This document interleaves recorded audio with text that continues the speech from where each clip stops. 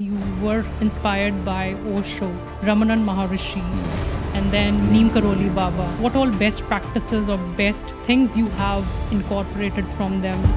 First death meditation I did in my life when I was 16 years old. A beautiful age in this time when I was going through so much. I had a pressure to become somebody, fit in the system, everything. And I said, actually, this is the death for me. Now spirituality is so complicated that seeker becomes so confused. So many people ask me, I'm looking for my soulmate, I'm looking for my soulmate. And I question them, do you know your soul? Somebody is calling you mother, somebody calls you wife, somebody calls you daughter, somebody calls you sister. So many labels you have. You need to slow down sometime and ask yourself, actually, who am I?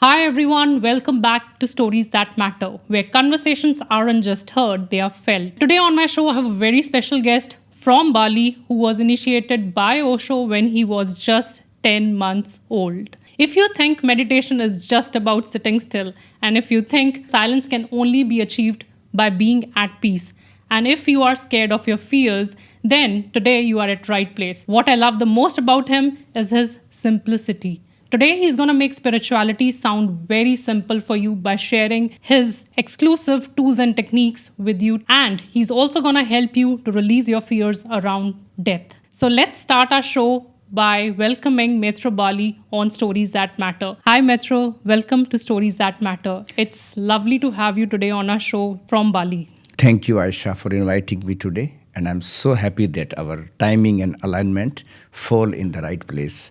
So feel free to ask me anything. And today we are going to have a conversation in such a way that it could help so many people. Because I see now, since so many years I'm teaching this work, so many people struggle today to be still. And meditation is misunderstood now that it is all about stillness. Even if you Google meditation, always you will find people sitting like a Buddha. Yeah. But it is not possible for the modern people to be quiet because of overthinking, overstimulation, technology, and so on. So my expression that I learned in the ashram for many years is active meditation. Because you learn how to release the unwanted energy so you can sit quiet. And so many people who hate meditation love active meditation. I know in my circle there are a lot of people who are actually looking for magical ways so that they find it very difficult to sit quiet. Yeah. For them, meditation is all about being still and not moving. But what happens when they are sitting still, they are not able to focus. Yes. So I think you having such a special nudge on meditation side and towards spirituality, and you are actively propagating active meditation across the globe. I think that's commendable job you are doing. Before we initiate into those discussions, I would personally love to know your story being initiated by Osho when you were just 10 months old. Yeah. I think that's just a pure blessing. Yeah, it's very pure blessing. And I became aware of this blessing when my seeking was flowering. That, oh my God, whatever I am today, it is a continuity of my past lives. Even when somebody asks Osho question, why you are initiating a baby who's 10 months, it's not even his decision. And he say, nobody is child here. They are coming to me from many, many lives. So my parents were Osho disciple, and I was raised in Osho center, I would say. And from childhood, I was watching people meditating, and I was so happy when I found active meditation through my father. And I felt like this is exactly what I need, because I had so much energy and I could not sit quiet. So when first time I did active meditation, it was like a stone was removed from my heart, and I could really sit, relax, and see the nature, the people, the everything more clearly. Because if your mind is very noisy and your energy is stuck, everything becomes blurry. Today, in the modern time, you can see people. When you talk to them, they are there, but they are not listening. They are looking, but they are not looking. They are speaking, but they are not able to express anything because the presence is missing. And where is the presence gone? It is gone in the past and the future. So we need to shake these people to bring them in the present moment. So one of my technique is shaking for 15 minutes. Shaking for 15 minutes. So this is a small technique I'm going to share you right away before we go further for our audience. Whenever you feel you are overthinking, you are stuck, sad, angry, frustrated, energy get blocked, come in your place, put some music, close your eyes. Even we can provide you one track that you can put, that always I use for shaking. Close your eyes and shake your body from bottom till top for 15 minutes. And whatever get released, pass no judgment to it. Bring total acceptance. Maybe you are angry. So release this anger by shaking. Maybe sadness, maybe cry 5 minutes. And shaking will help you to release. One example I give, if you shake the tree, dead leaves will fall down. Dead branches will fall down. So shaking 15 minutes is going to make you awake from inside and connect you with the present moment. Because in the present moment, worry cannot enter. Fear cannot enter. So all the techniques are to bring you in the present moment, because this is the only moment you got to enter in. If my audience has any unstuck emotions and if they're having stress, anger inside their body, the best way to release is just shake. Shake your body for 15 minutes. Yes. You can see animals sometime, or if you don't like something, you do like this always. Unwanted energy always you do, but without knowing. But this, if you do for 15 minutes, you will see how clear you will feel, how you will easily able to disconnect from the work, office, traffic, situation and all. Come home, put music, go into the shaking. Many times I say, shaking is like a taking shower, but from inside. Cleaning, inner cleansing happen through the shaking. Try this and let us know. If it worked for you guys. I think, guys, you should try this out and let us know by commenting how it worked for you. Thanks for sharing, Maitreya. Yes, good. Thank you. So is it linked to sort of practice on the meditation you do on dance meditation? Is that shaking exercise linked to any sort of dance meditation? Yeah. So gradually I have realized that even active meditation is getting difficult for people now. They have so much resistance in the shaking and connecting with this deeper level of active meditation. So now, by grace, I got this message. And also, since long time, I'm working with active meditation, and always I prepare people by dancing. Because dancing makes you ageless. Dancing makes you egoless. Wow. Dancing has so many qualities. We take dance for fun, for this and that, but dancing is very, very spiritual. My master used to say, dance until dancer disappear, and only dance remains. Egolessness, timelessness, agelessness will come when you enter in a free dancing. So my new expression now is the dance meditation. I teach dance meditation. People love to come. You don't need to feel about religion, spirituality, this belief, that belief, because everybody love to dance. Whenever you dance freely, your heart center will start expanding. So many of my meditation technique that I'm teaching, dancing is a very, very essential and important part of it. I was surprised to know your age today. You look quite young. Definitely, because many times people get shocked when they ask my age, actually real age. And when I tell them, they say, oh my God, 10 to 15 years younger you look. What happens? What diet you are following? What this? So two things I can say that makes me young, and it can make you young also.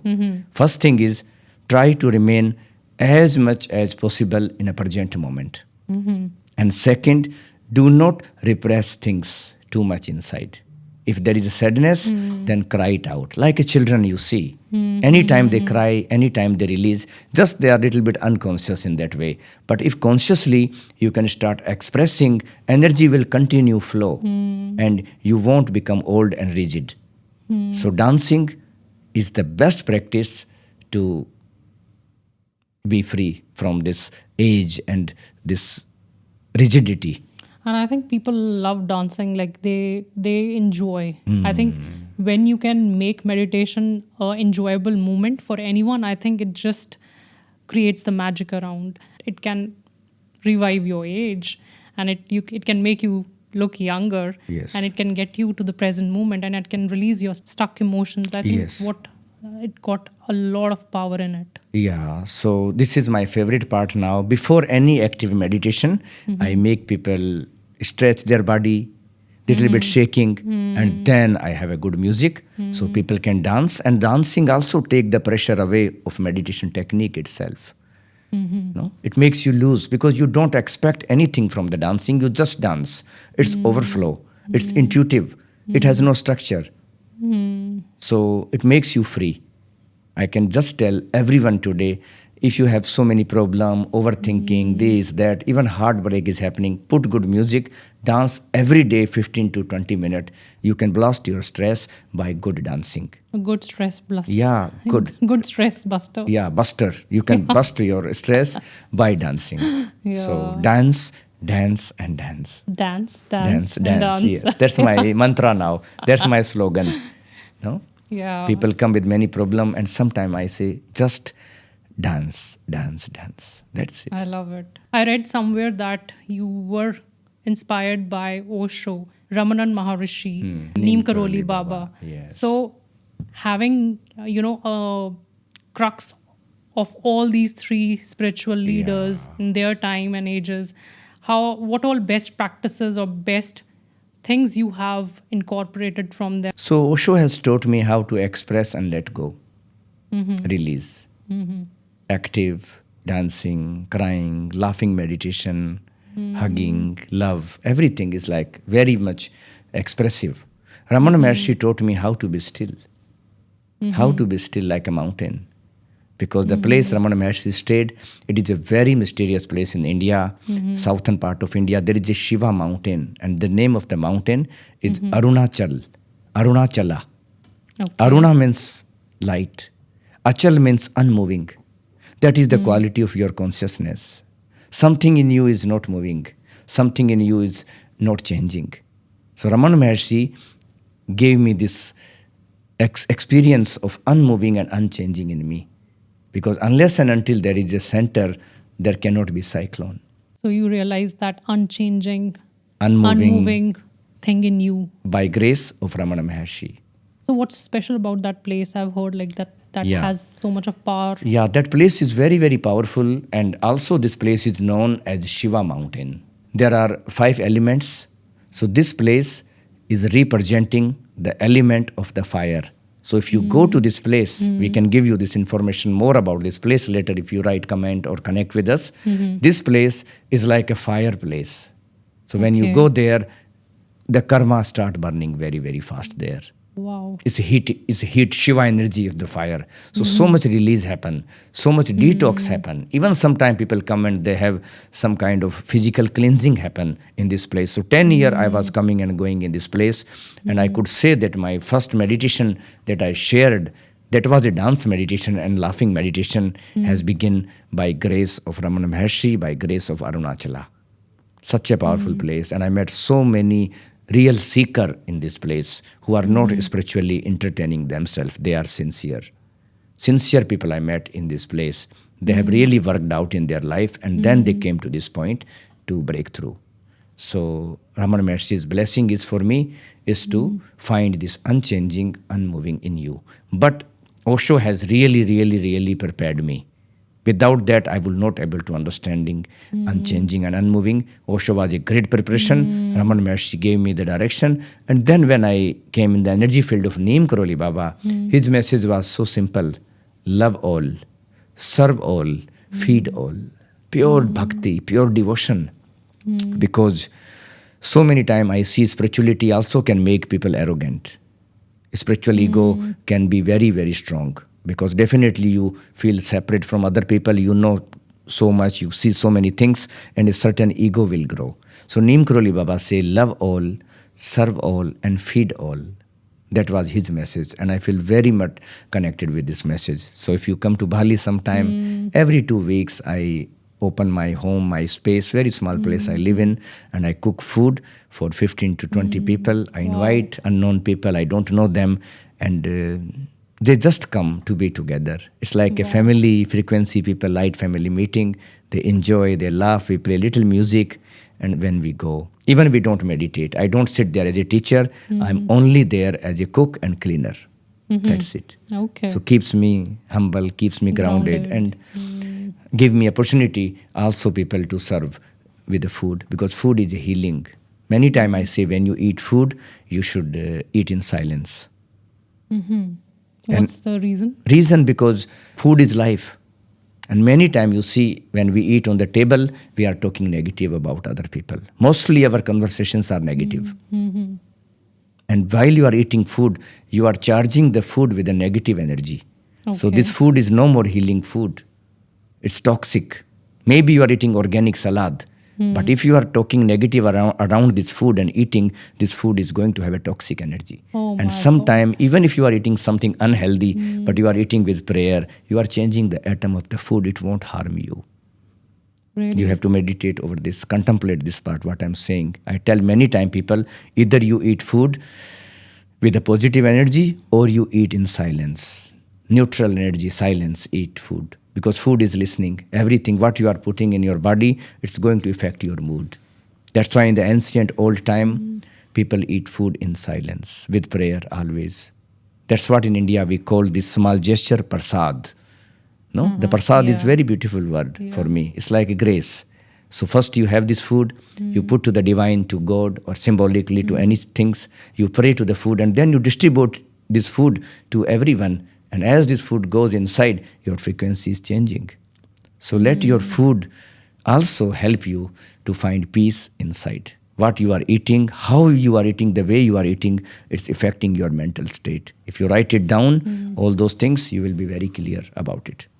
So if somebody is really sad, food in that state of mind, Also they true. need to cleanse. Also true. Right? Yeah, also true. Sometime when we are sad and something we don't want to eat, so don't force your body.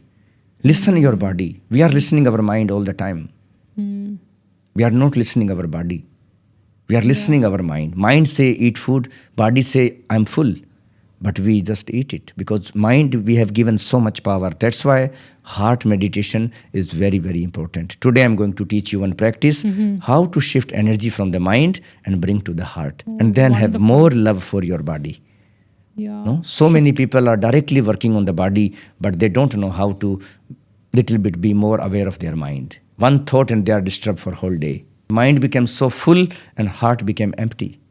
So many people are today living from the mind, over calculation, overthinking, self-judgmental, and then other people they are judging also. They are like in a war all the time. They don't have a peace of mind and opening of the heart. So today I'm going to teach you, those who are listening to me, if you do this every day for 21 days, you will have a shift from overthinking and more you will have a inner peace inside. Wonderful. That's Good going to be technique. amazing if you can share with my listeners today. Yeah, just 5 minutes. Many times people say, I don't have time, I don't have time. Okay, you don't have time.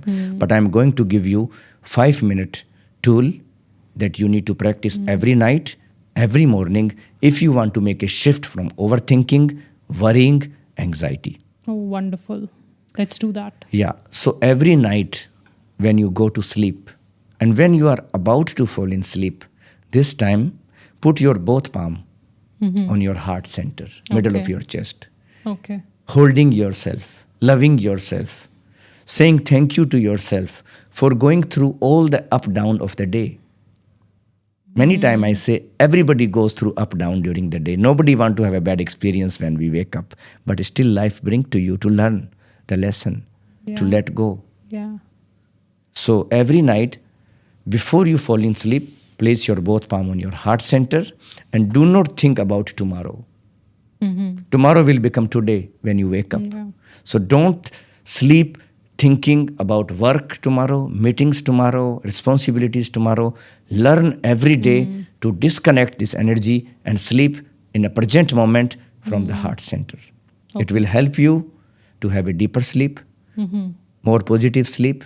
Nightmare will disappear slowly, slowly, and your energy of the heart center will spread throughout your sleep. And you will really feel nourished by the sleep. Many times people sleep, but they don't sleep Nourishment is missing. because heart is not Yeah. there. Only heart center is going to nourish you and nourish your sleep and give you rest from this. Yeah. No? So sleep from the heart center.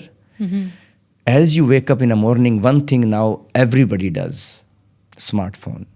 message, Instagram, messages, and worrying and shock and reply, and so quickly we stimulate our mind. Yeah. Today I watch the children in the house I'm staying. They wake up so slow. They don't even recognize anything. They are like space in the morning like that. And we wake up with such a shock that it's a shock for our mind, and it brings anxiety after some time. So learn to wake up slow. So my suggestion is, in the morning, as alarm is ringing, keep 5 minutes every day for yourself to wake up slow. Close the alarm, put your both palm on the heart center, give some positivity to yourself. Good morning to yourself. That's what I teach in a self-love meditation session or training. Love yourself in the morning. Again, you have to go through the whole day. Again, you will go through all these lessons of life. Love yourself. Give yourself nourishment and protection. Give yourself a hug. Yeah, before you give start yourself your day, a hug. Right? Yeah. And by this, you are changing your frequency. Just by doing this. Just by doing this, But how? it is changing. You are loving yourself, you are accepting yourself. Maybe in the beginning it's intellectual, but after 10 days, 2 weeks, 3 weeks, you will see, yes, it's working. I feel so good about myself. So you mean to just by hugging? Just and by hugging. at your heart center. Thanking yourself. A total acceptance to yourself the way you are. Because we are fighting with our body, our looks, our weight, our age, everything. We are fighter, we are not lover. We are seeking love, but we are fighting all the time. So stop fighting with yourself, start loving yourself the way you are. No comparison, no competition. You are unique, nobody is like you. So accept yourself every morning, 5 minutes, and then slowly start your day. And remember during the day also, whenever you have small window, instead of being on the social media, spend some conscious time with yourself. And even in the middle of the day, they can Middle use of this the practice. day, yeah, use this practice, feel here. And I can tell you, whenever I have a retreat in Bali, after 8 days, we are in this frequency of let go, self-love, detachment. And after 8 days, we are out of the retreat center. After 10 days, I meet my student again on the road. And I ask them, how are you doing? They say, so much miracles are happening in my life. And I say, why? What happened? They say, I don't know. People are more kind, more positive. They smile to me for no reason. And just I understood that whatever you are attracting that. So do not fight with the world. Do not change the world. Just work on yourself. That's what they say now. You have to change inside Yeah. before Because it comes outside. what you are seeing right now, it is your reflection. If your heart is closed, you won't enjoy this talk even. You will be listening, but not listening. You will be seeing, but not seeing. Many times I say in Bali, you can arrive to Bali if you are heartbroken, you won't enjoy any view. Food is in front of you. Breakfast in the pool, you will taste and take picture and go to bed. So it's all about you, how you are inside. That is your world outside. So change your frequency if you want to change your surrounding. And very, very small tools are enough to change your frequency. That's what I'm teaching in my training actually. Tools, small tool, short meditation, 5 minutes. If you have time, then 1 hour. Otherwise, many, many, many small tools for everything. For anxiety, for stress, for worries, for inner balance, for detachment, for let go, and so on. So we need to learn something very basic. As you were speaking in the beginning, that today we are going to make everything so simple. Yeah. Yes, this is my work, to uncomplicate spirituality. Because now spirituality is so complicated that seeker becomes so confused. If this chakra is opening, if this stone I need to use, if this healing module I need to follow, you need to learn how to unlearn. Those who will enter in my kingdom, they will be like a child, innocent and pure. You born with everything, and then gradually you lost the innocence, the simplicity, the egolessness. So meditation, the right path is to bring you back to innocence. So keep your inner child awake. Don't be too serious around spirituality and also around this world that you are in living. You are playing a role. That's what I teach in death meditation. Somebody is calling you mother. Somebody calls you wife. Somebody calls you daughter. Somebody calls you sister. So many labels you have. You need to slow down sometime and ask yourself, actually, who am I? Who am I? It's not a mental question. It is just everybody has this question, but we don't give energy to this question. We are too stuck in the label and roles. So you need to contemplate sometime, and it happens only in silence. That's why always I speak about silence. I know it's a paradox that I speak about silence, but I have to use word. I know this is my own experience. Why I can speak about silence in detail? Because 2 times in my life, I have been in silence for 3 weeks. And my own transformation has begun by silence. When we speak, we connect with others. And when we are in silence, without doing anything, we start connecting with oneself. So I say, in 1 week, at least 30 minutes or 1 hour, or if you can afford to be 1 day in silence, and you will see so many conflicts will dissolve. So many problem comes by over speaking. Conflicts happens. So silence, I say many times, it neutralize your karma. So that's the power of silence, Power which of I've silence. not heard before. Power of silence. I can tell you with my experience, silence is louder than the power of speech. That's why so many times we say, it is so peaceful. We want peace. End of the day, what we want? Peace. Yeah. We don't want knowledge in the end of the day. We don't want to sleep with the mind full of spiritual knowledge even. In the end of the day, you enter in nothingness, in silence. You notice that when sleep comes, all the noises start dissolving, disappearing outside. Because at your center, there's nothing else than silence. And sleep brings you in the night close to your center. Meditation does the same. When you sit in meditation, slowly, you stop fighting with the noises outside. So one more exercise now for you to return to your center in the short time. So sometime, sit in any place. Don't choose silent place. It could be cafe also even. Okay. It could be busy road also. Any noisy Any noisy environment. road. Don't fight with the noise. Okay. Everything is fine. That's what I learned in India. Noise is always, never there is a place almost where there is a silence. Yeah. And yet, spirituality has been on the peak there. Great yogis, great master. So, this whole noises we will also use today to find the silence inside. So, sometimes sit. If you like to keep your eyes open, okay. If you have possibility to close your eyes, it will help. You can close your eyes. And bring total acceptance to all the noises around. Don't fight with it. One master in India, Krishnamurti, he say, choiceless awareness. Just you are aware, not choosing. We stop fighting. If the sound of nature, I say, I love the sound of nature, but I don't like the motorbike that is passing. Yeah. Or the car, the traffic. We start fighting.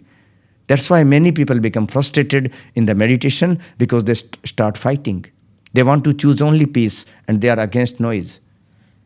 So make peace even with the noise. That's true. When we sit for meditation, we are just hearing the outer world noise. Yeah. We are looking for that silence, but then I think accepting that noise also. Will bring you peace. Yeah. You will be in a peace about noise. You won't create more noise against noise. And then slowly, first make peace with the outer noise. Don't choose sitting. And then as you will make peace with the outer noise, you will hear inner noise. That's your mind. Always chit-chatting. While we are listening and talking, we are having self-conversation inside. So when you close your eyes, take few slow and deep exhale and just listen your mind. Whatever it is doing, don't react to it.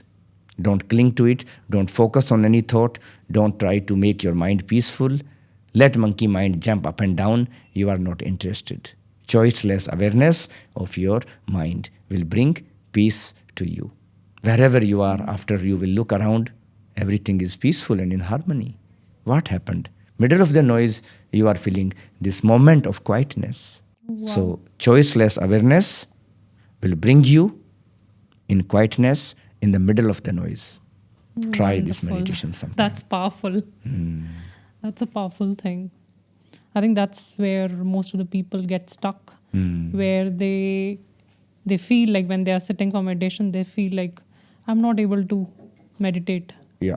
I'm not able to, stay still because I'm having that chattering mind going on at the back. And they feel like, I think my meditation is, I'm not doing it, or it's not happening, or I'm not achieving the end result. But I think it's all, as you said, it's all about accepting. Yes. Accepting that, let whatever is going around, accept it, even if that chattering is happening, just let it come and go. And then just ultimately what you'll get is the inner silence. Yeah, because when you become aware, fully aware of your chattering, you are returning back to your center. But we don't need to address that chattering. Let it go and come. Let it go and come. It's happening. So one more technique I'm going to give you today again around this. If this technique is hard for you, try this one that I'm going to give you now. Okay. This technique is coming from book of the secret that we call Vigyan Bhairav Tantra. This technique is so simple, so basic, but it has a huge power and effect. So just by listening, you can understand what I'm trying to express. This technique say, look at the sky, but do not look at the clouds. What does that mean? What does that mean? Yes. So go in the nature, lie down on the grass, look in the sky, empty always. Cloud comes and goes. Sky remains untouched, unaffected by the cloud. See how you can connect with the outer sky first. Because as you look at the cloud, what happens? You make story. This cloud is like angel, this cloud is looking like that, this cloud is rainy, maybe. Yeah.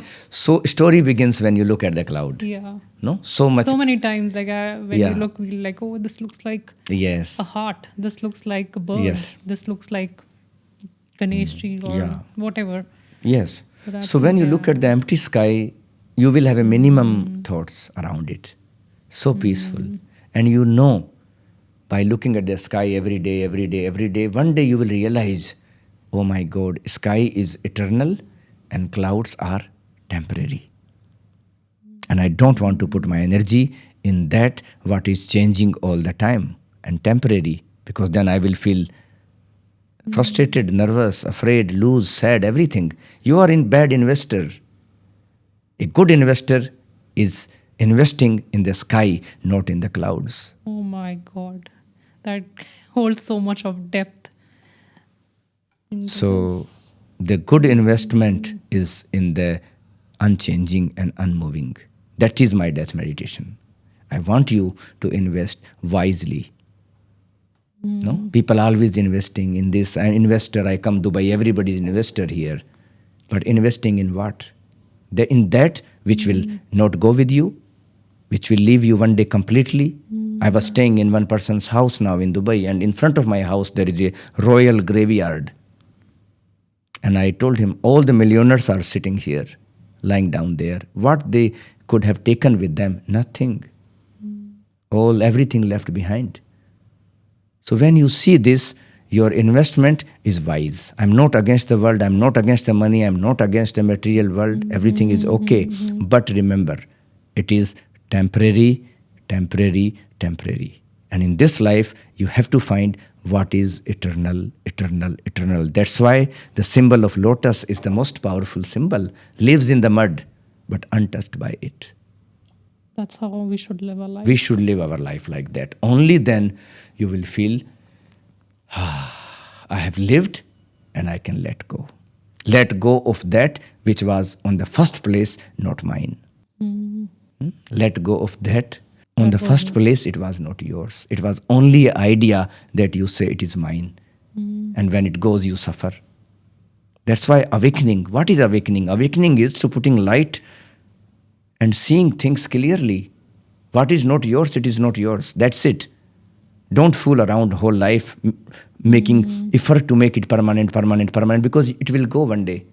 True. No? So try to slow down, see, contemplate, navigate clearly. Meditation will give you that clarity. What is not yours, it's not yours. Make as much effort as you want, you will fail in the end. And what is really yours, you need to make no effort for it. It's always in you. Peace is your nature. Love is your nature. Light is you. And you don't have to read any book to find this light. It's always in you. Just you are reading so much and studying so much of something that is not yours. The truth, the light, the love, you don't have to study. It is in you. You have to unstudy, unlearn, so you can return back to that which you are already 24/7. Yeah. I think that's our pure essence. The love, the light we hold, the Yes. purity we hold. Exactly. We need to look for that eternal rewards Yes. or the fruits rather than looking at the clouds which will come and go. Yeah. We just need to focus or need to find our eternal stillness. Eternal self. No? So this Yeah. small exercise, but it's an enlightening exercise. Just looking at Looking at the sky, Sky. and not identifying yourself with the clouds. Clouds are temporary, they come and go. But sky is eternal, always here. And after, when you are in tune with the outer sky, close your eyes. And one sky is inside, your inner sky. In Hindi, we call it Antar Akash, Antarakash. inner sky. Thoughts are floating in the front of this sky. Feelings are floating in front of this sky. This is unchanging, unmoving in you. Let outer sky and inner sky become one. And this peace, what you will experience, neither you can describe nor I can describe. It is you.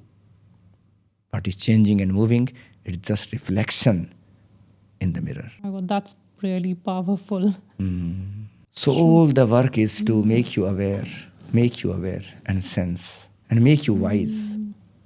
As I really believe in the power of keeping spirituality simple and you sharing these simple, doable, practical techniques and tools which people can just do anytime. Anytime.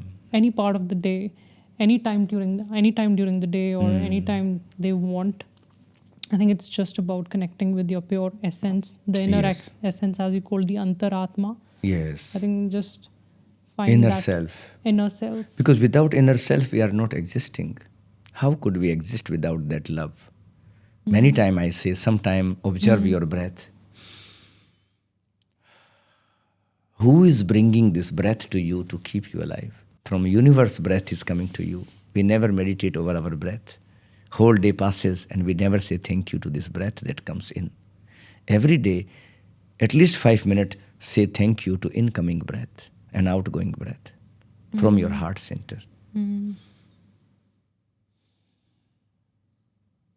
Breath comes in, life comes in, love comes in, blessing of existence coming in. We are complaining about so many things. First, be grateful to that which you have already in your life. Sometimes I say I don't have time to ask more. Half of my life is gone, perhaps more than that. And I feel actually I don't have time to ask for more. I don't have even enough time to thank for all that has happened to me in this life until now. You need to enter in a frequency of gratitude. I will give you again some message. Right now I'm just downloading things for your audience. No, it's only for this moment. Yeah. Every week, one day, at least once a week, one day, you should keep a day of gratitude. Don't ask anything from life for this one day. Yeah, don't ask. Don't ask for one day. Once a week, you have a break from your desires that you are asking. Stay in surrender. Ungrateful. Start your day slow. That's real holiday. I am a father. Example I want to give you. I am a father. I have 3 children. Always they are asking something from me, non-stop. What will be my behavior to these children? And one child one day don't ask anything and just say thank you. I want to just sit with you without asking. My heart will open 200% for this one who's not asking anything. Love will happen from me. I will start sharing some deeper secret to this child who are not asking. Same thing is existence. How much pressure we create on existence by asking. And existence is telling, please first appreciate and see what I have given you already, your breath, your body, your heartbeat. True. So start with appreciation. Once a week, day of appreciation should come. That I will be thankful. I won't ask. I will put all my weapon down that I want everything from this life. And I will spend one day in thankfulness. When this day will come in your life, you will find a deeper meaning of your life. You will find a deeper secret of the life, because life is going to reveal those secrets to you, and they only comes when you have a frequency of gratitude. Thank you. Yeah, true. Thank you will do to yourself, to Yeah. life, to people True. around. No? And all these things will gradually activate in you when you meditate, when you work on yourself. Simple. Self-love, detachment, dancing, Yeah. laughter. So important, laughing. No? Laughing is the most beautiful. Wow. You have a laughing meditation also, Yes. along with When the I dance do meditation. when I do retreat, longer Uh-huh. period, because laughter is the most difficult meditation to lead. Okay. Because we always need jokes and some situation to laugh. Yeah. But when I teach laughing meditation, there are no jokes, there's nothing, but I have some exercises. Okay. If you do this for 15 minutes, 99% people start laughing like crazy, and they cannot control it also. Best way to initiate a Best laugh. way, yeah. Sometime I will do laughing meditation for your group if you want. Okay. We can online do some laughing Yeah. and dancing meditation together. Those who are interested can comment. Yeah. And then according their interest, we are going to send Yeah. the information Let's do out. that. Yeah, we Yeah. bring people out. Yeah. What's a simple way to just laugh during the day? You have anything in mind, like just quick thing? Like I just want to laugh now. In spite, even if a person is really sad, stuck, you know? Yeah. One of the tool I use is fake laughter. Okay. But always laughter is great in a group energy. Okay. Even 2 people, okay. Oh. 3 people, more nice. 10 people, amazing. Sometimes when even I'm talking about laughing, 2, 3 people start laughing. And sometimes I cannot even explain what is laughing meditation, because half of the group start laughing and it's hilarious. I think you just mentioning the laughing thing is just making me smile. Contagious. It's Yeah, contagious. it's contagious. Yeah, Yeah, yeah. contagious Yeah. it is. Sadness is contagious, but also laughter is contagious. And laughing is like a magnetic. You can notice in your connection, you avoid those people who are very, very serious in your life and always talk about problem. You don't want to have cup of tea with them. Everybody. Yeah, Everybody. Anybody who's very serious, very complaining, very negative, always trying to get something from you, you don't want to meet. Then you prefer to spend time alone, because this company is going to drain you. No? Many people are drained today by each other because they are not connecting from the place of heart. If you meet heart center people, your energy level will be doubled after you leave this person. Happy and positive and everything change. That's the meaning of healing and the healer.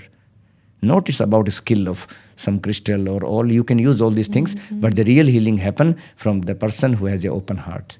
Wow. He will transform your energy and you will become, without doing anything positive, and in this aura, you will say, oh my God, I see things different now. That is the power of the heart center. That means when somebody's heart center is open, invisibly, they'll send those pure vibes, energy. Transmission is happening continuously. You And- go to see flower. Flower is not doing anything actively that, okay, let me heal you, let me heal you, let me heal you. No, bird is singing. You are feeling already like, oh, wow, I'm happy to be around. That's the meaning of the energy field.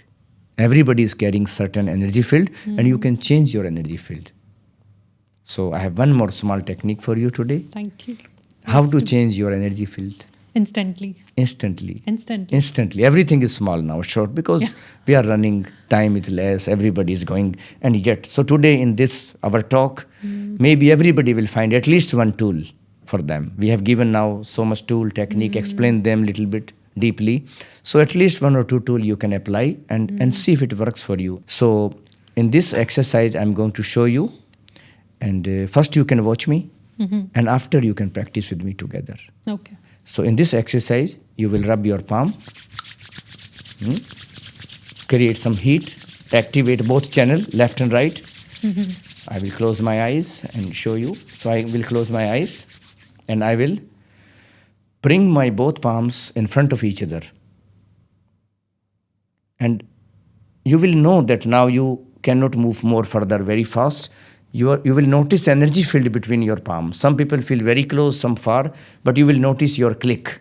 That yes, here I feel click and my palms are staying in this position now.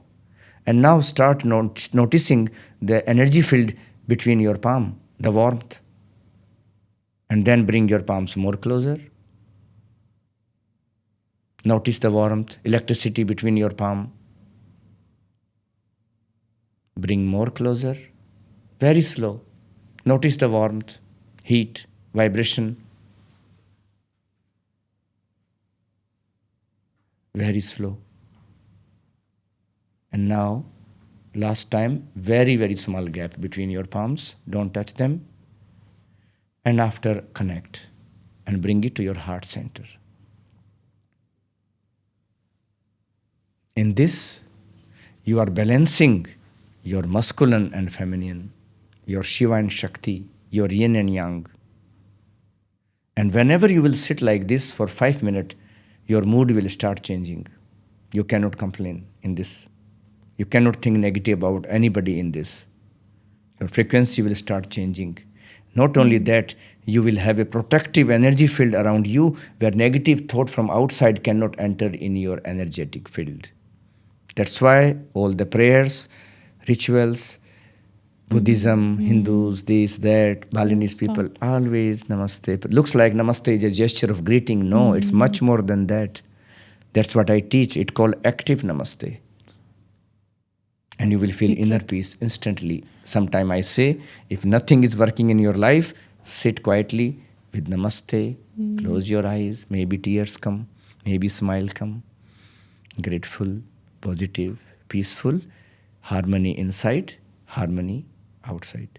I think that's a hidden secret of our traditional Namaste. Namaste, yes. It's We don't know active why we Namaste. do it. Yeah. It's more of out of gratitude, respect. Yes. We bow down, but I think it's more of, as you said, it's more of aligning your inner energies, masculine Yes. and feminine, Feminine. and feeling that peace and surrender Yes.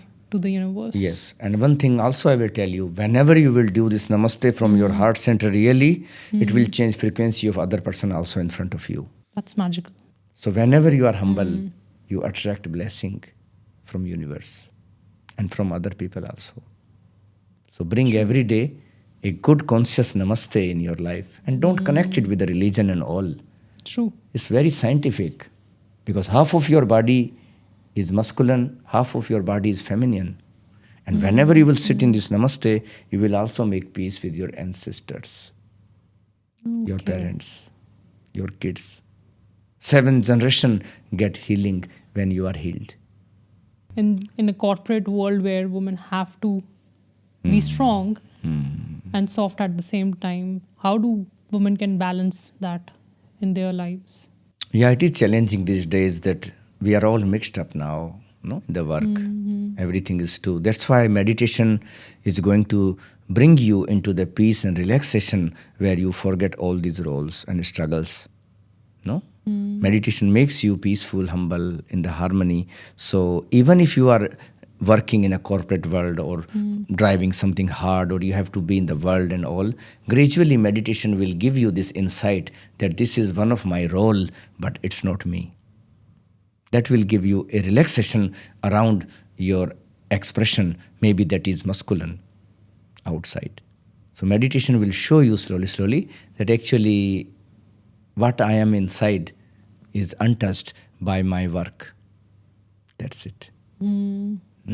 According the situation, you dress up, you put all this cloth, everything we do. But inside, you, if you know yourself, you will be relaxed about your outer role. And you won't try to change anything and all. You will make peace with that role also. That, okay, now it's time to put my cloth and have a shield around and have to speak hard and everything. But as it goes, you come home, you be yourself. So learn also in your life how to disconnect energy of the work and office before you go home. Okay. Don't carry everything with you all the time. No, learn to have a boundaries. So many people talk about boundaries. I need boundaries, Yeah. boundaries. Yes, then have a boundary that when work is completed, then complete it there. Try not to drag it until your dinner and conversation in dinner about it. No? So many times we are speaking about something that is not there around at all. That's why I stop eating food in a group energy sometime because they are always talking about past and future. So I said I want to eat in silence and quietly, and I want to appreciate this food that somebody has cooked for me. I want to say thank you to this person who had spent 3 hours cooking. And I'm sitting and talking and complaining and worrying and all. It's unrespectful energy to the food and to the person who has cooked for you. No? Yeah. So these are the very, very basic thing you have to bring in your life. Yeah, it's really important to balance that both masculine and And feminine. this exercise will give you that. Yeah. And then there are more techniques, longer one, that sometime we can talk about and practice. No? Inner balance is most important. Otherwise, always we will try to balance from other and opposite. When your inner masculine and feminine is meeting, the outside dependency on the opposite gender will become less and less. You are content inside. Now, if you want to meet man, want to meet woman, or woman want to meet man, it is the overflow energy that you want to share, but you are not in a needy mode.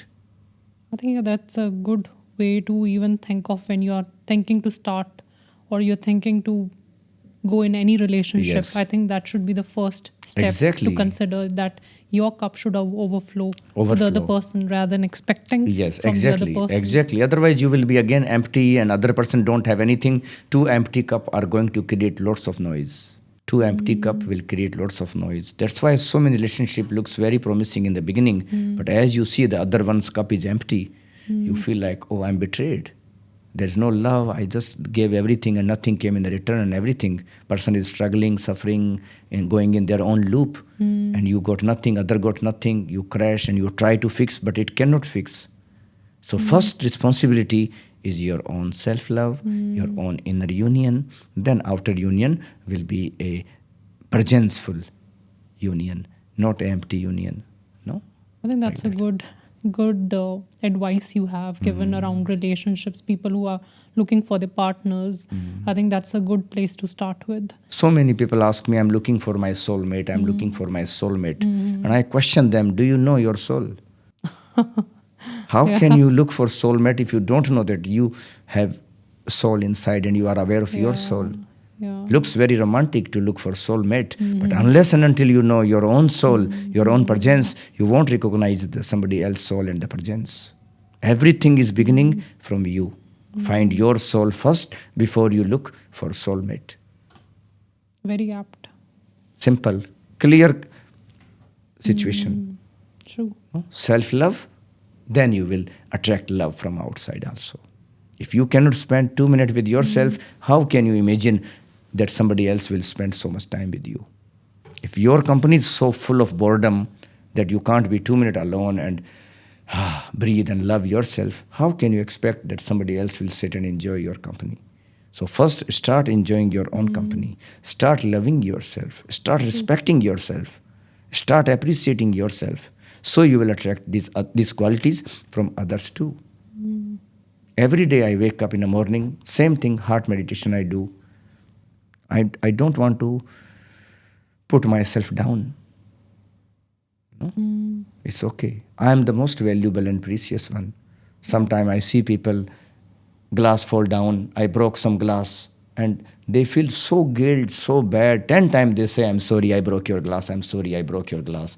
They put themselves lower than this small glass that they broke in somebody's house. It can be replaced. It's fine. Thank you. One time, sorry, and sorry it happened. Okay, but that's it. You don't put this glass on this and then you are like, I broke it and I'm so sorry. No need. Feel bad about themselves. Everything. I tell people, don't use I'm sorry word all that time. I know some people, every 2 minutes, I'm sorry, I'm sorry. Don't be sorry for your existence. Yeah. You are here, complete, rich. No?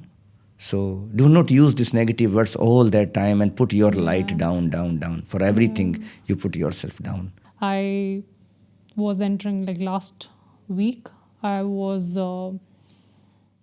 entering a lift, and by mistake, it was my mistake that something fell down, and the other person is saying sorry.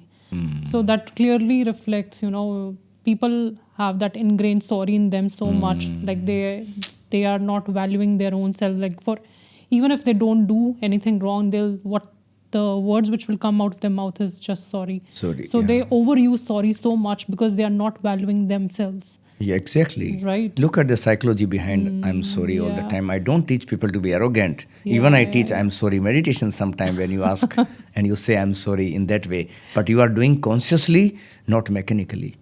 Yeah. It should be a conscious sorry. Yeah. Not like just coming just like that. Yeah. I think conscious sorry has that power. Conscious when sorry you're has conscious. power. Yeah. Conscious I love you has power. How many people, I love you, honey, I love you, honey, I love you, honey, I love you, honey. Like, what is this? Nothing is there now. Repeating like a parrot. You know, I love you, honey, I love you. I'm sorry, I'm sorry.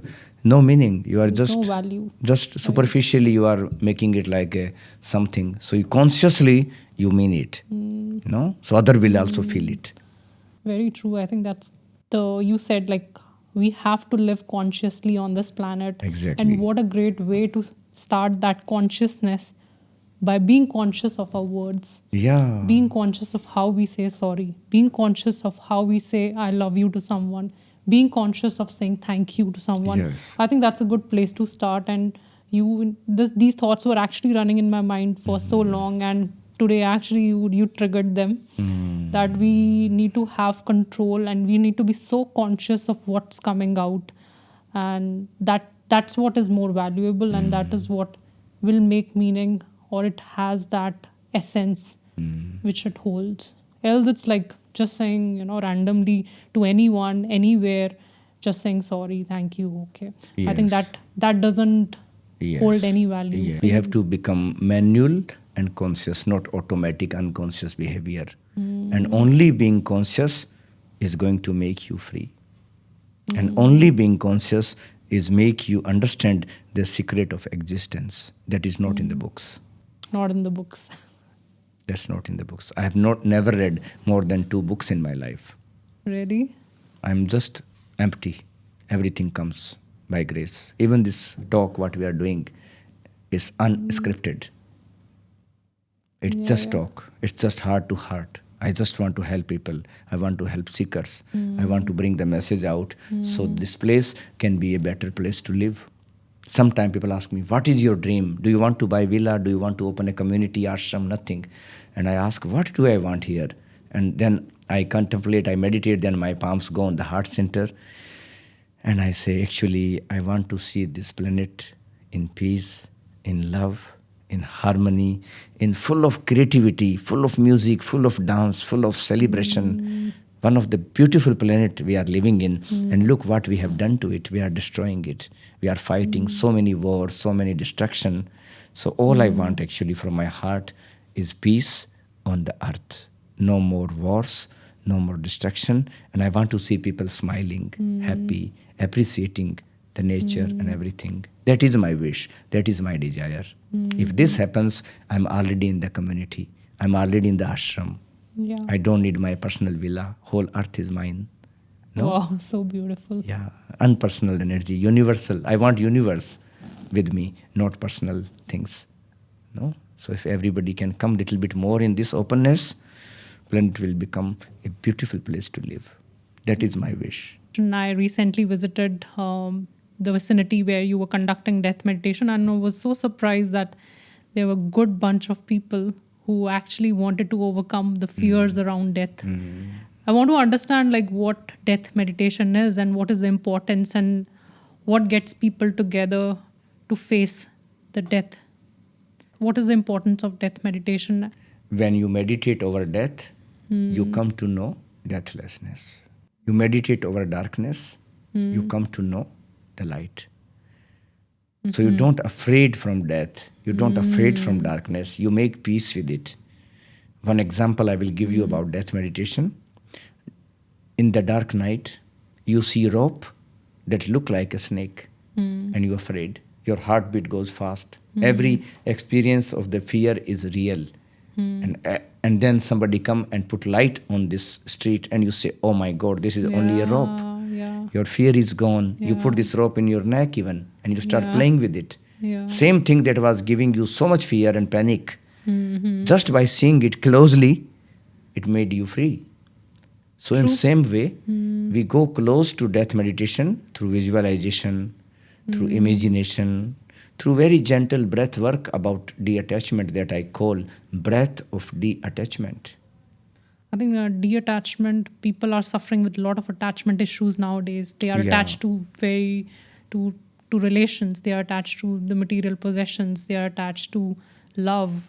So, and that what brings suffering and that what brings Yeah, pain also. Sometimes exactly. heartbreaks, Yeah. if you see. Yeah. So, how to let go of those things? Does death meditation helps? Death meditation helps. Heartbreak, grief that somebody is no more around, Okay. and even fear of our own death, and this clinging to the life so strongly. No, it gives you such a powerful glimpse of this empty sky that I was talking previously. And this empty sky I can also call consciousness. In the end, all the rivers are meeting to the ocean. So death meditation is one of the very beautiful and mysterious and deep practice. It comes from Buddha and Osho. Buddha used to send his disciple monk to meditate on the funeral when dead bodies are burning, just to watch it. And funeral energy is very, very powerful. My master used to say death is the only thing that is certain to each and everyone that is going to happen. But we never think about it. We avoid it. Yeah, we avoid. We avoid it. It is your other half. We celebrate so many birthdays, but we never contemplate on our death. We never tell oneself, slow down, you are temporary here. How much do you need to accumulate to be here on the planet? Slow down, you are temporary. And also, the death meditation helps you not to waste your time chasing shadows that you will never able to catch. You don't chase illusion because it won't come in your hand. Death meditation again makes you wise to invest your energy in something that is unchanging, unmoving. That's why when people come to my death meditation online or real time, they touch very clearly that space where there is no death, where death cannot get you. My master used to say, what is going to die one day is already dead. Because of the presence of the consciousness, it appears so alive. But you only know dead, you don't know that life in you.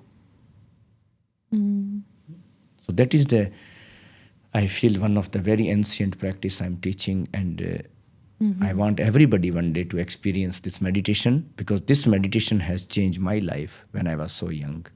What age you did this meditation? First death meditation I did in my life when I was 16-year old. A beautiful age in this time when I was going through so much. I had a pressure to become somebody, to learn the skill, to fit in the system, everything. And I said, actually, this is the death for me. They are trying to make me alive and successful, but this success is on my freedom. I'm dying in this. I'm not feeling alive, actually. I might able to earn so much money, but inside I died. There are a lot of people who actually want to go away from 9 to 5 because they want to experience freedom. They want to experience that power of being alive. Yes, actually, Yeah. we are seeking aliveness, but we are investing in the death. We are not investing our light in the light. And then we are afraid. We cling. We suffer. We have a nightmare. No? That's why I say meditation, awakening is like awakening. You wake up from the dream, from the nightmare. You don't try to change your dreams in the sleep. As you wake up in the morning, the dream is gone. So death meditation gives you a powerful glimpse of awakening. Okay. Powerful glimpse of awakening, where you see something so clear that you cannot be attached to it anymore. So it take away all the fears around death. Yes, it relaxes the fear around death. That's why Rumi say, die before you die. So you can live your life lightly, kindly, lovingly. If I'm here only for a short time, I want to help people. I don't want to take anything from anybody. I'm here short time. I want to give everything away. So when Rumi says die before you die, so he's touching base on the death of Ego. ego. Ego.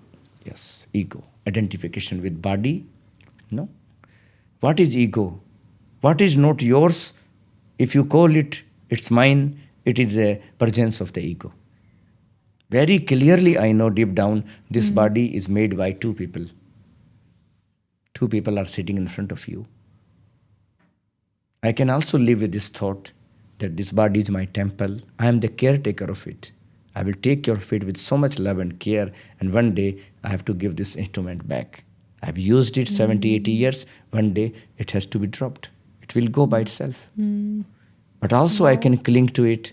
I can call it, it's my body, but it's not mine. It's an idea that I call it, it's my body. Just because of living in the house, it means not, it's me.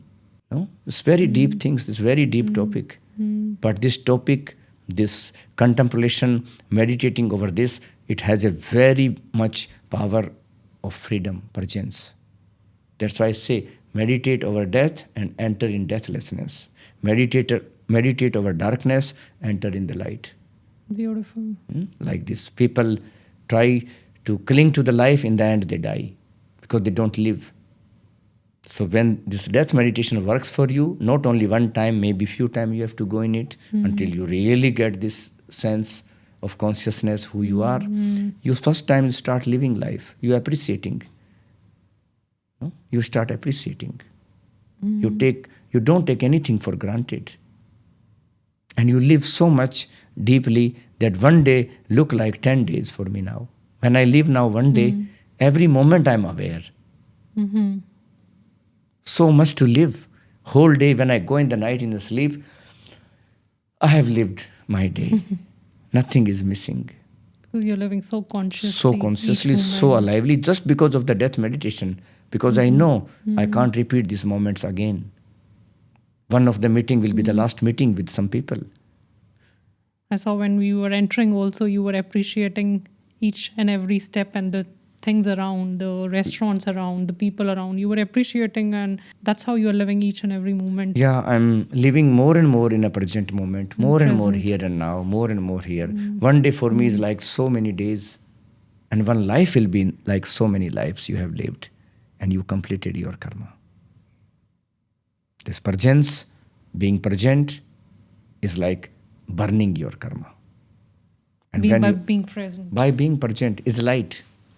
And when this presence becomes so condensed, it becomes enlightenment. So it burns your karmas. It brings your past life, it burns your future life too. That's why you don't come back again. By being so present. By being so present, you enter in the light. That's it. No? So present. Hardly I met anybody in my life who I can say and see that, wow, you are fully here. Even for a few seconds. Children, yes. That's why my master used to say, child is unconscious Buddha. And Buddha is a conscious child. Wow. That's a beautiful one. How can people dissolve the egos? Because any quick fix you have? How can people work around their egos?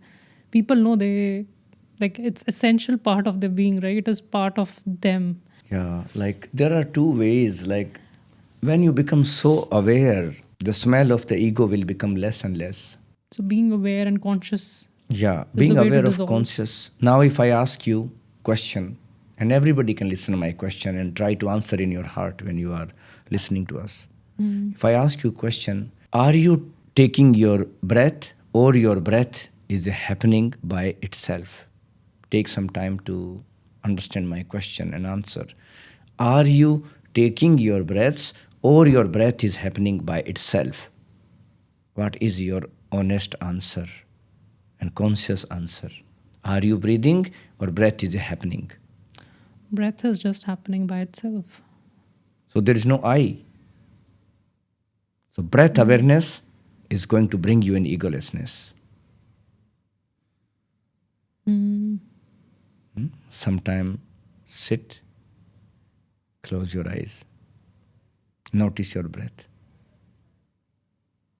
Going in, going out, going in, going out. So many things are related to the breath. Your heartbeat is connected to your breath. Are you making your heartbeat breathe or it's happening by itself? Itself. Where is I in this? If you go piece by piece of your body, whole thing is just happening by itself. So ego is an illusion in between that says, it's me, it's mine. No? This unconsciousness makes you this idea that It's me doing everything. Breath is not, you are doing it. Heartbeat, you are not doing it. So many, everything is just like going on. Existence is living through you. In between, unnecessary, you are making so much noise. But I have a doubt, like when you're living in a world, you need to have that identity. That's how you need to differentiate around. You need to have an identity, you need to have labels, you need to have, but you are saying don't have ego. How is it realistic to live in this world and then not having ego at the same time? Take label as label. Have your identification as identification. Even ego we need in this world. We need boundaries, we need all those things. But I want you that spend also time in that state inside. You know that you don't exist actually as ego. It's nothing is yours. Yet you can play everything. We need to dress, we need money, we need power, we need to work, we need to do everything. But deep down you know what is your original face. So you mean to say, like, getting into that state of present, aware, you should have that moments along while living in this world. Exactly. So That is the that's how- balance. That's That is the the balance. That we need is to the create. balance. If whole day you live as ego, you won't able to sleep in the night even. Those people who are very proud, very overthinking, always controlling, their sleep disappear. They cannot sleep. Insomnia come to them. Yeah. They want to control their sleep also. Like the Whole people- day, True. control. In the night, they go to bed. I want to sleep deeply. I need to rest. They cannot sleep until the morning. So see, when sleep come, it comes in a deep let go. Whenever you enter in deep sleep, you are egoless. Look at the face of people when they are sleeping. They are like a child. True. Egolessness they entered. This egolessness give them rest. Whole day they can again work as a body, as mind, as identity, as fight, as a struggle, everything. Again nature say, okay, enough, now time to be egoless, go to sleep. I love that. I think that's the balance of reminding ourselves.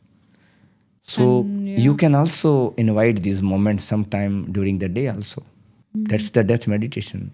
Inviting the state of deep rest consciously is a death meditation. That you are consciously resting and accepting that you are nobody, you are nothing. Ego don't like this word. When I say you are nobody, you are nothing, ego is under threat because whole investment is shaking. Whole day you invested into something, end of the day I say you are nothing. You are angry at me now. Yeah. But in the night, life is giving you very clear message, you are nothing and nobody. Only then you can have a deep rest. Otherwise you cannot sleep, cannot rest. True. The deep sleep makes you nothing and nobody. So make peace with nothingness, make peace with nobodiness. And yet use body, mind, all that you need in this world. But remember that this is your role, not you. So the inner peace will be a natural climate. Natural climate. Yeah. That's very powerful. Simple and clear. Yeah. Like that. You make everything so Basic, simple and basic. Come Sticking to basic. the basics. Come to the basic. Don't need to complicate more. I think spirituality, or you say like coming back to your own senses, just come back to your basics. Come back, build your foundation, build your basics, Yes. so that then you can level up and spread your light. Exactly. Yeah. If you don't have a right foundation, you will build something that will crash one day. When you were in ashram and you had shared the moments where you were so sad and you were crying alone, and those moments, how did you deal with that? Like, what led you to those spaces? Like, how did you react in those moments, and how did you heal yourself when you were stuck and you were sad and you wanted to cry? And then did you keep them in you, or how did you release these emotions? Yeah, I was very grateful to live in this ashram, in this community, where there were no judgment around tears. No? And tears were in fact appreciated. Even when I teach meditation, I see many people cry. And tears are so beautiful because they cleanse your soul. And I say many times, you can fake your laughter, you can fake your smile, but your tears you cannot fake. Tears comes from very deep place inside you. They are divine. And in our modern society, many people cannot cry, especially men, because they have this programming from childhood that you have to stay strong. You have to stay for others always strong. So also I want people, and also the men, whenever they do heart meditation, gradually they start melting and they come in touch with their feminine part. So tears are your strength, not your weakness. Men are allowed to cry. Men should cry. I say many times. Every few days I have tears coming, and each time I cry for no reason even sometime. And there are so many different level of tears. Tears of pain, tears of gratitude, tears of self-love, tears of appreciation, tears of missing. So make peace with your tears. Because tears are going to make you free. They are going to make you so open and so much connected with existence. I think that's a very strong rooted belief which men carry, that they are not allowed to cry. In fact, I had also created one reel in the starting that with one of my first guests on my show, where he also expressed the importance of crying and where he said that, yes, men are allowed to cry. So yeah, I think it's really strong topic, and it's something we need to be vocal about, that yes, men are allowed to cry, and they are humans at the end of the day. They are allowed to express without judgment. That's important. Yes. No judgment around tears. Not for yourself and for others. So mostly all my work is very expressive, and I invite people to release these emotions. Sadness, laughter, tears, even anger. In healthy, conscious way, you can release it. And when all those things are coming to the balanced place, it's very easy for you to meditate. I think that is the crux. Like, you, to have that stillness and meditation, you need to work on these emotions which are stuck in your body. So once they're released, then you get into the state where you can just be at peace and stillness and observe the stillness. That's why I give an example. Very simple example I will give you. I think everybody can relate with it. For example, I like to cook my food. I go in the home, and if kitchen is very, very dirty and messy, this day I don't want to cook. I will eat in the cafe outside. But if kitchen is very clean, very inviting, I can spend 2 hours cooking. That's real. Same way, if inside your emotions are stuck, too much blocked energy, you don't want to be with yourself. Then always you will seek company of somebody who's little bit cleaner than you. That's why always we are seeking others, and cannot spend time with yourself because kitchen is messy. We need to keep our kitchen clean, our temple clean. Keep your temple clean without any judgment. No, don't put everything under carpet, because still smell is going to up. No matter how big perfume you are using it, still the smell will be there. So use cleansing techniques, cleansing method, physically, mentally, emotionally, and meditation will be so easy for you, like cup of tea. Cup of tea. It should be so easy because that is your nature. So release the unnatural. What remains is your true nature. True. You're also focusing a lot on solo traveling. So when it comes to solo traveling, there are a lot of bunch of frequent travel lovers who would love to hang around, and the people who want to go go for solo traveling.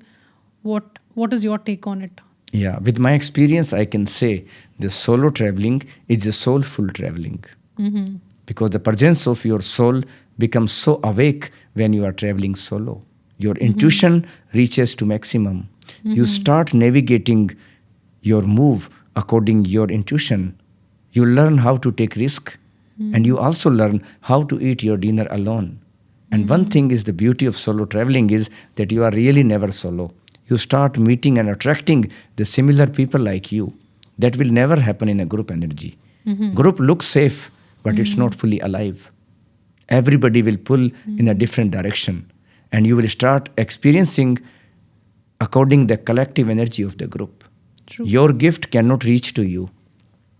Even many time I meet people, how did you met your partner? How did you met your partner? Solo traveling. They met each other in the cafe alone. They were sitting and their energy frequency match. But if they are sitting in a big group, it will be so hard for these people to connect even. So in the beginning, solo traveling look like, oh my God, I'm alone. But actually, you will meet people according your frequency. And you have a space to receive and give energy to new people. Otherwise, you are already occupied by your group energy. So I say many times, if you want to get full benefit of your traveling, then take risk and travel solo. Oh, wow. So much you will learn. You kept everything so simple, so practical, and so doable. And I think that's going to be the beauty of this podcast, especially that you have turned spirituality so simple for everyone, so that it can help them in a lot of ways. I think we as a collective, our purpose out here is to serve, and that by sharing on this platform these tools and techniques, you are serving the world in a bigger way. And I'm sure like the messages you have stated today on this show is gonna go across the globe. And thank you for coming and sharing beautiful wisdom, and I would love to see you again on my show. Yes, we Thank will you meet so again. much. Thank you, Ji. Thank you. Namaste. Thank you.